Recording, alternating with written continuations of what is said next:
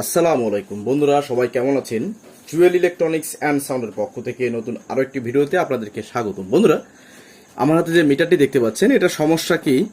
এটা ডিসপ্লে অনেক সময় কাঁপে, এরকম কাঁপতে থাকে, টিপ টিপ করে কাঁপতে থাকে।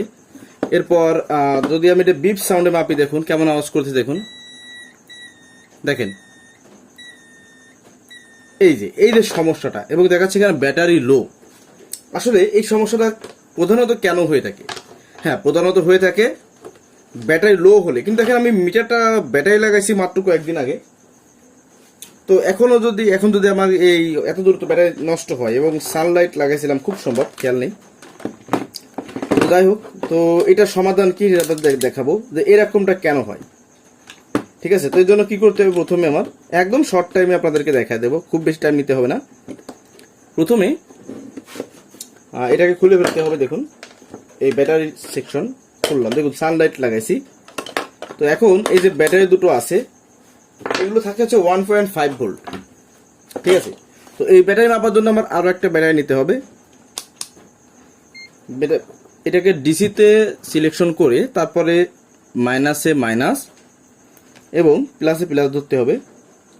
1.372 ভোল্ট। আচ্ছা, কিছু ভোল্ট কম, সেটা মানতেছি। তো দেখুন, আবার এটা 1.374 ভোল্ট। ঠিক আছে, তার মানে ব্যাটারির মান মানে ঠিক আছে দুটোই, কিন্তু একটু কমছে ঠিকই, কিন্তু খুব বেশি না। তো এখন কথা হচ্ছে এরকমটা কেন হয়ে থাকে। দেখেন, আগে লাগায়নি, যদি সাকসেস হই তাহলে আপনাদেরকে দেখাবো কেন এরকমটা হয়ে থাকে। তো এটাকে এখন অন করতেছি আমি। এখন এটাকে দেখেন, একদম প্রপারলি ঠিক। তো এরকমটা কেন হয়? আমরা কিন্তু অনেক সময় কি করি, ভাবি যে ব্যাটারি নষ্ট হয়ে গেছে, তাহলে ব্যাটারি পাল্টায় ফেলাই। শুধু শুধু টাকা কেন নষ্ট করতে হবে? আমি ব্যাটারি তো পাল্টাবো, কেন ব্যাটারি পাল্টাবো? নষ্ট হয়ে যেতে হয়। তো নষ্ট না হলে ব্যাটারি পাল্টায় আমার লাভটা কি? তো ব্যাটারির মূলত সমস্যা হয় কি, অনেক সময় পড়তে পারে। এই দেখো, এই যে পরে বন্ধ হয়ে গেছে, আবার আবার অন হয়েছে।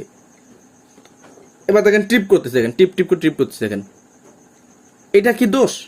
এটা মূলত হচ্ছে এখান থেকে লুজ করে। এবার দেখেন ঠিক আছে, এটাকে বন্ধ করে দিলাম। তো মূলত সমস্যা হচ্ছে এখান থেকে লুজ কানেকশন নেয়।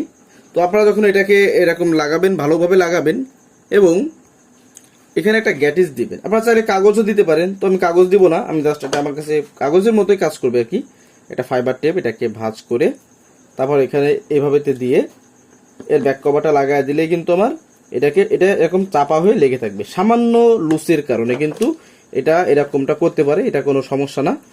আপনারা যারা কাজ করেন বা মিটার নেই, মানে যারা সাধারণ হোম ইউজার বলতে পারি যারা, তারা এই বিষয়গুলো একটু ফলো করবেন।